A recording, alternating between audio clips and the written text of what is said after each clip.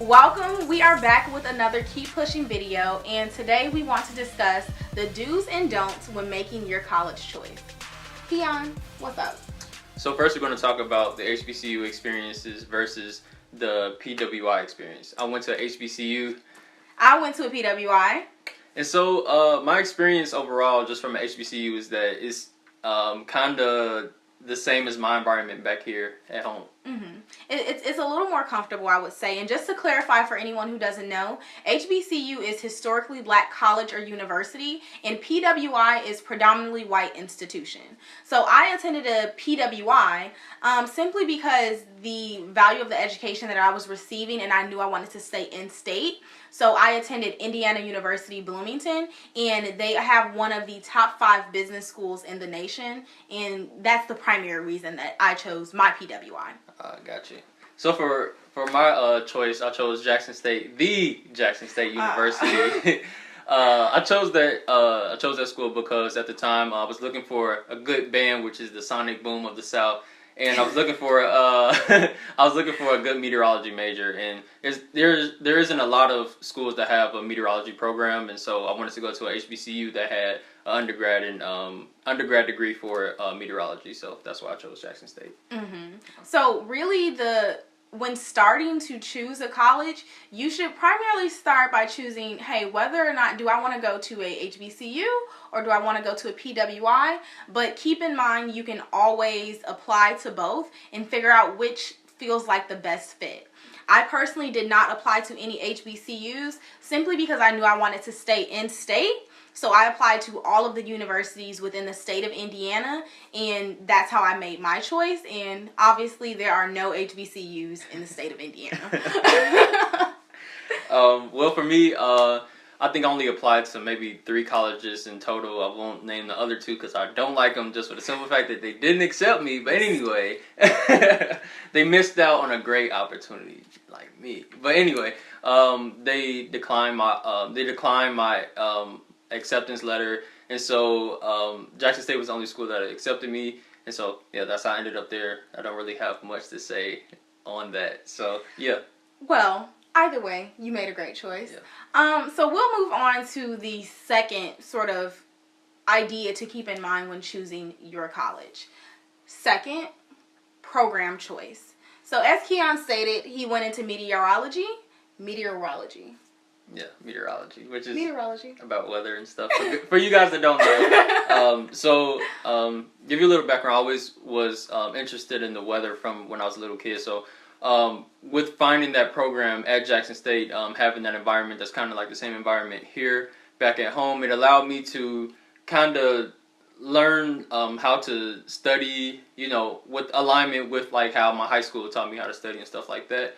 And so it was really easy for me to kind of like transition into my school and the program and stuff. So within my program, the teachers and the professors and everything they're like super dope in my opinion. I think they're some of the best in the world. But anyway, they hooked me up with research opportunities and program opportunities, and as well as internships and scholarship opportunities as well. So I think with finding the right program for you, want to find a program that has like a lot of resources as well for you to network, programs, internships and stuff. And I think that's what happened with you as well. Yeah, so that happened with me, and I will say even with program choice, you also want to choose not only something that interests you, but something that's going to provide you with a return on investment. And we'll talk about return on investment a little later in the video, but you have to pair your interests with what's going to give you what you need and not put you in the most debt. Right. So for me, I chose business. I knew I wanted to go into business. My parents have always been in business, and I've just grown up seeing my mother not work for herself, my mother and my father not work for anyone else, and just really take a hold of their career. So I chose Indiana University because they are one of the top business schools in the nation. And this is a program that I've researched, and prior to even attending Indiana University, I simply just knew that this program was going to provide me with what I needed because I did my research. And that's a key component when choosing a college, is doing your research. Yeah. I would definitely agree with you on that. Of course, Like I said before, only applied to 3 colleges. But before I even did that, I was, of course, looking on Google to see which school had a meteorology program, and luckily I found that Jackson State, which is the HBCU as well, had this degree or had this program.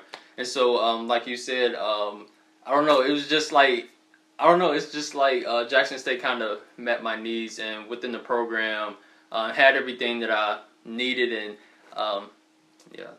Yeah, I agree. So we can move on to our third component of choosing the right college for you. So number 3, funding.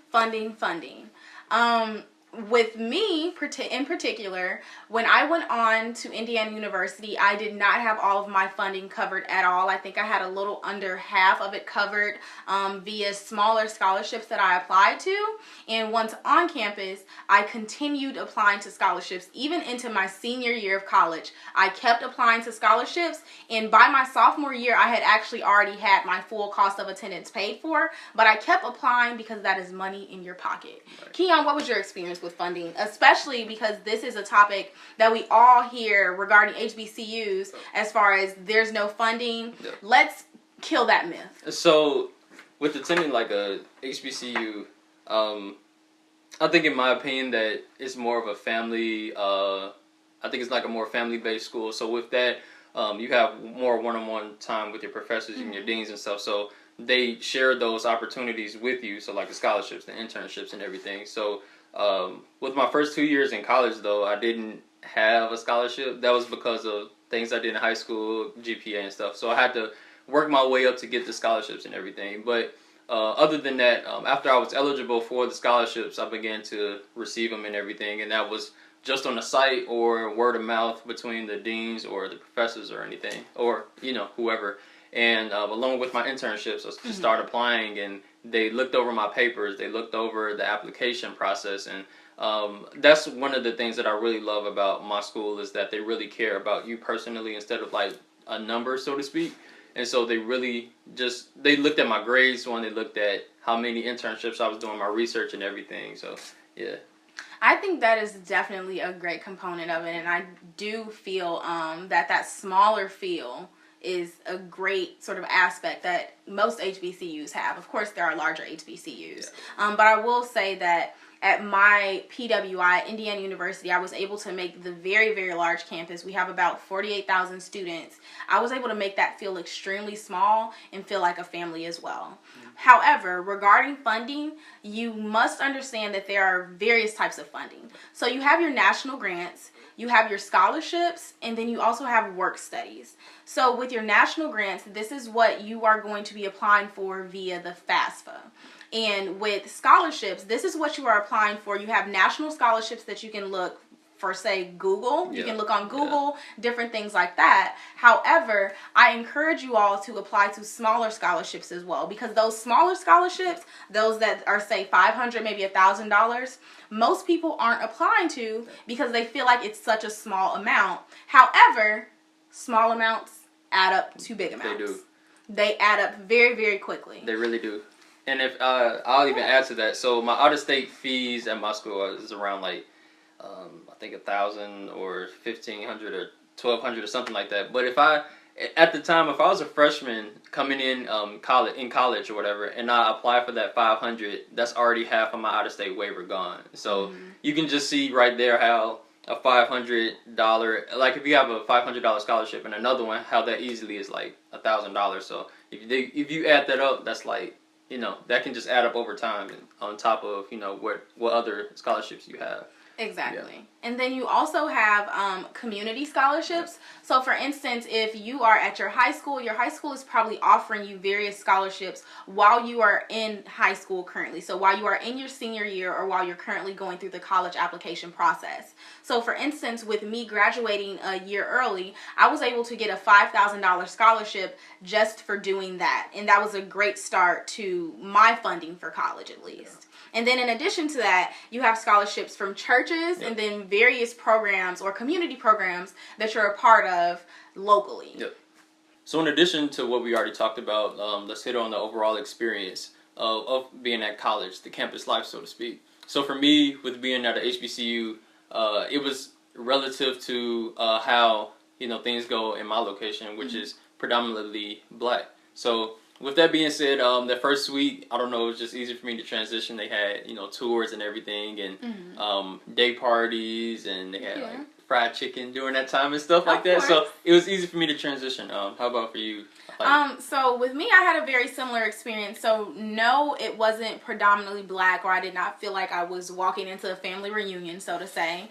But I was, during Welcome Week, which is what we call it down at IU, we were able to, have fried chicken Fridays, with specifically the black community. And we had Culture Fest and so many different events, parties, concerts, all that you can think of, specifically for the freshmen as well, on my campus. So I was able to get acclimated really well and meet a ton of new friends as well. And with campus life, I would say that I was a part of a program that made it a lot easier for me to acclimate as well. So I was a part of the Group Scholars Program, which is really a program where I come during the summer about 8 or 9 weeks early before school starts, and I start all of my classes, and it is predominantly underrepresented minority students in the program, and we just get to know the campus and get to know one another very, very early, which was a great advantage for me that helped me get acclimated as well as know the campus, and it improved my overall experience. Well, for me, we also have a program kind of like that. It's called the Summer Bridge Program, but I didn't attend that program, unfortunately. But for me, how I transitioned so easily to my school, luckily, I was able to be in the band for, I think, 2 weeks or so before I quit, but that's another story.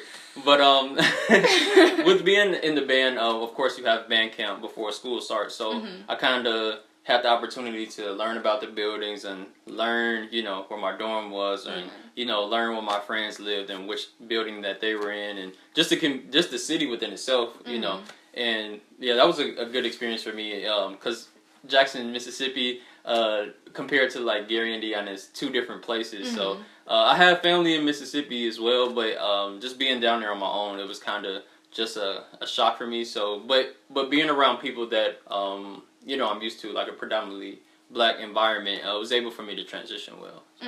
Definitely. Yeah. So I think we can move on to our last segment, which is return on investment. So ROI, what are you going to get back once you graduate? Is this degree even worth it? Now, when doing this, again, the main aspect of this is research. You want to look at your university, your program, and look up who or where the students that are graduating from your university are receiving jobs, if they are even receiving jobs. Look at that percentage, look at the salary numbers, all of that information, so that you can ensure that the money, if you are putting any money into your education, you are going to get your return on that and get that back immediately. So one of the things that motivated me, with going to my school, is that I saw for my school, they're like, I think it's like a 90% of the time, meteorology students from our school are able to get jobs or, full funding for grad school and stuff like that. So even though our department is a very small community, like I said before, the opportunities still are there for us to have jobs or have internships and even go to grad school fully covered. So that's one of the things that I loved about my school, and I just looked at that on Google. So Exactly. All of this information should be available to you either via Google or your school's website. For me specifically, I knew that I immediately wanted to get out and get a return on investment for my degree. So I went out and saw that my university, specifically my program, there's a 96% turnover rate for students either getting a job or going on to grad school. And then even more so, as far as students receiving internships, it's around 92%. So for me, that was a great sort of experience builder, especially internships, and then getting my feet wet, knowing that I'm going to get a return on investment once graduation comes. That sounds phenomenal. Yeah. So it was really a great experience, and with all of these aspects that we've touched on in this video, these are things that you really have to keep in mind when choosing and beginning to apply to college. there are so many ways that you can get the feel of the campus, figure out funding, or figuring out whether or not you want to attend an HBCU or PWI. But these are things that you must keep in mind to ensure that you're going to have the best experience possible. Most definitely, and to add onto that, I just want to emphasize, make sure that you're comfortable at your school, because you're going to be there for a while. You're going to have to, get used to that environment. So get to learn the city, get to learn, what family members are around, because having family members around means free food. So I advise that you guys, find out who's down there or wherever. And get to know your professors, because some of them do care about you. Majority of them do care about you. So yeah, just get the overall experience of the college that you want to go to, and just absorb it all as much as you can. So that ends our video for today, and we'd just like to thank you guys for watching. It's KG, Keon Gibson. And I'm Precious Price. Feel free to keep following our content on our social media platforms at keeppushing.kp. Thanks for watching. See you guys.